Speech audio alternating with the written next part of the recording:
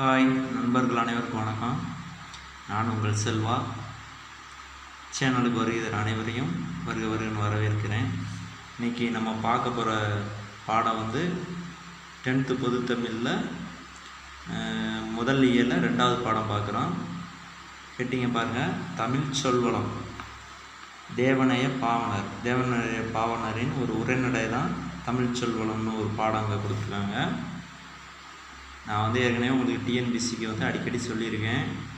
நம்ம ஒரு புக்கில் ஒரு கண்டென்ட் ஒரு பாடம் படித்தோம்னா அந்த பாடத்தில் ஃபஸ்ட்டில் லாஸ்ட் வரைக்கும் கண்டிப்பாக படித்தே ஆகணும்.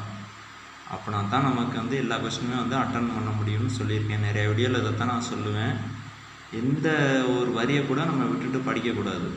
முக்கியமான கொஸ்டினாக மட்டும் படிச்சுட்டு போகவே கூடாது. அது நமக்கு உதவாது. ரெண்டாவது, இப்போ உள்ள சூழ்நிலையில் பூராமே ஷார்ட்கட்டுன்னு சொல்லி நிறைய கண்டென்ட்டுக்கு ஷார்ட்கட்டுன்னு போடுறாங்க. அந்த ஷார்ட்கட்டு நம்ம புக்கில் இருக்க கண்டென்ட்டை மட்டும் படித்தா நம்ம போதும். அதுக்கு எத்தனை கொஸ்டினுக்கு நீங்கள் ஷார்ட்கட் வைப்பீங்க?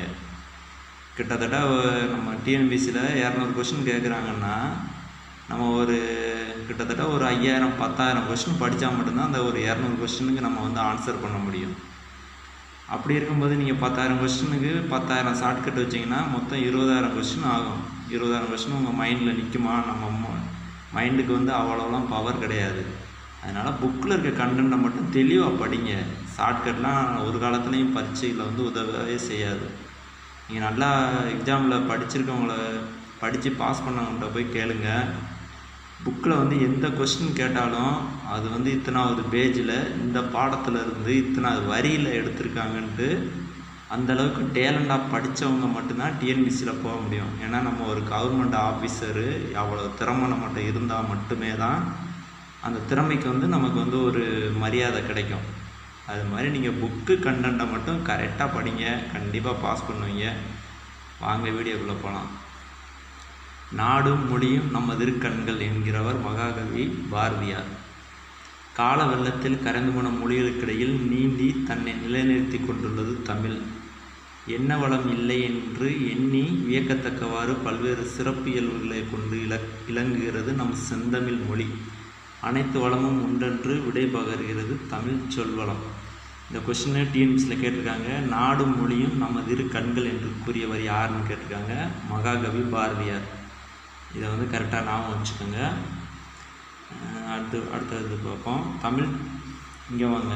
சொல்வளம் இலக்கிய செம்மொழிகளுக்கெல்லாம் பொதுவேனும் தமிழ் மட்டும் அதில் தலை சிறந்ததாகும்.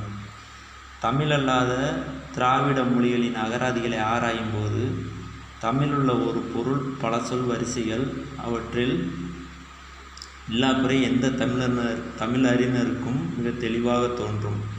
தமிழில் மட்டும் பயன்படுத்தப்பட்டு தமிழுக்கே சிறப்பாக உரியனவாக கருதப்படும் சொற்கள் மட்டுமின்றி தெலுங்கு, கன்னடம் முதலிய பிற திராவிட மொழிகளுக்குரியனவாக கருதப்படும் சொற்களும் தமிழில் உள்ள என்கிறார் கால்டுவெல். திராவிட மொழிகளின் ஒப்பியல் இலக்கணம். இந்த டிஎன்பிசியில் இது ஒரு கொஸ்டின் கேட்பாங்க. திராவிட மொழிகளின் ஒப்பியல் இலக்கணம். இந்த நூலை இயற்றியவர் யாருன்னு கேட்பாங்க. கால்டுவெல். அடுத்து வாங்க. தமிழ் சொல்வளத்தை பல துறைகளிலும் காணலாம் எனும் இங்கு பயிர்வகை சொற்கள் மட்டும் சிறப்பாக எடுத்து காட்டப்படும். இந்த புக்கில் இந்த பாடத்தில் பூராமே நம்ம அந்த செடி, இலைகள், அதோட இளமை பெயர்கள், அதோட முதிர்ந்த பெயர்கள் இதான் இந்த பாடத்தில் மெயினாக கொடுத்துருப்பாங்க. பாருங்கள். ஒரு தாவரத்தின் அடிப்பகுதியை குறிப்பதற்கான சொற்கள். தாள், நெல், கேழ்வரகு முதலியவற்றின் அடி. நம்ம நெல் பயிர், கேழ்வரகு அதோட இலைகளை நம்ம தாள்னு சொல்லுவோம்.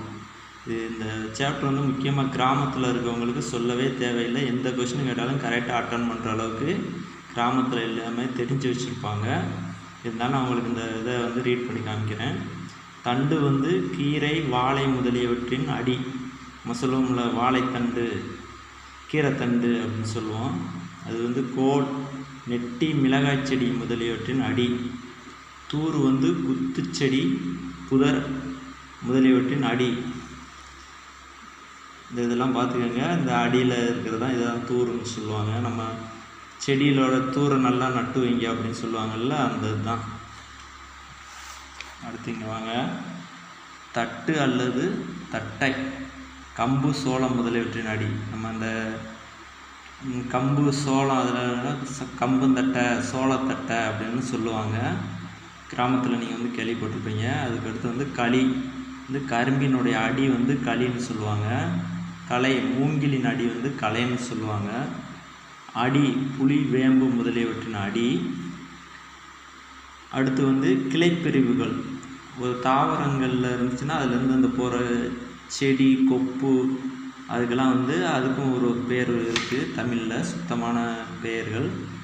கவை வந்து அடிமரத்தினின்று பிரியும் மாபெரும் கிளை. கொம்பு அல்லது கொப்பு, கொப்பு வந்து கவையின் பிரிவு. கிளை வந்து கொம்பின் பிரிவு. சினை வந்து கிளையின் பிரிவு. போத்து வந்து சினையின் பிரிவு. குச்சி வந்து போத்தின் பிரிவு. இணுக்கு வந்து குச்சியின் பிரிவு. இதை நீங்கள் இப்படி வரிசையாக படித்தீங்கன்னா உங்களுக்கு கன்ஃபியூஸ் ஆகும். இதில் நீங்கள் தனித்தனியாக எழுதி படிங்க. கவேன்னு போட்டுக்கிட்டு ஒரு கோடு போட்டு அடிமரத்து நின்று பிரியும் மாபெரும் கிளை அப்படின்னு அப்படி நீங்கள் பிரித்து பொறுத்துக மாதிரி. இந்த கொஷின் வந்து டிஎன்பிசியில் பொறுத்துகளில் வந்து கேட்பாங்க. ஒரு டைம் எப்போயோ கேட்டிருக்காங்க. அதனால் இதை வந்து நீங்கள் தனியாக பொறுத்துக மாதிரி எழுதி படிங்க, கண்டிப்பாக மறக்காது உங்களுக்கு. அதுக்கு அடுத்ததுக்கு வாங்க. காய்ந்த அடியும் கிளையும் இடம் பெயர் பெறுதல். காய்ந்த தாவரத்தின் பகுதிகளுக்கு வழங்கும் சொற்கள். சுள்ளி காய்ந்த குச்சு, விறகு வந்து காய்ந்த சிறுகளை, வெங்கலி வந்து காய்ந்த களி, கட்டை வந்து காய்ந்த கொம்பும் கவையும் அடியும். இதுவும் நீங்கள் அந்த மாதிரியே பொறுத்துக்க மாதிரியே வச்சு படிச்சுக்கோங்க, அப்படின்னா உங்களுக்கு மறக்காமல் இருக்கும். அதுக்கடுத்து தாவரங்களின் இலை வகைகளை குறிக்கும் சொற்கள். இலை, புளி வேம்பு முதலியவற்றின் இலை. புளிய மரம், வேப்ப மரம், அதோட இதெல்லாம் வந்து நம்ம வேப்ப இலை புளிய இலை அப்படின்னு தான் நம்ம சொல்லுவோம். அதுக்கடுத்து தாள் வந்து நெல் புல் முதலியவற்றின் இலை. அந்த ஏற்கனவே அங்கே போட்டிருந்தாங்கள்ல, அது மாதிரி தான். தோகை வந்து சோளம் கரும்பு முதலியவற்றின் இலை. கரும்பில் கூட கரும்பு தோகையை நல்லா கெட்டுங்க அப்படின்னு சொல்லுவாங்க. அடுத்து வந்து ஓலை, தென்னை பனை முதலியவற்றின் இலை. தென்னை ஓலை, பனை ஓலை அப்படின்னு நம்ம கிராமத்தில் கேள்விப்பட்டிருப்போம். சண்டு வந்து காய்ந்த தாளும் தோகையும். சண்டு காய்ந்த தாள் தோகை, இதுக்கெலாம் வந்து நம்ம சண்டுன்னு சொல்லியிருப்போம். சருகு வந்து காய்ந்த இலை. நம்ம காஞ்சி போய் இலை கிடஞ்சினா வெறும் சருகாக கிடக்கு அப்படின்னு சொல்லியிருப்போம். இதே ஞாபகம் வச்சுக்கோங்க.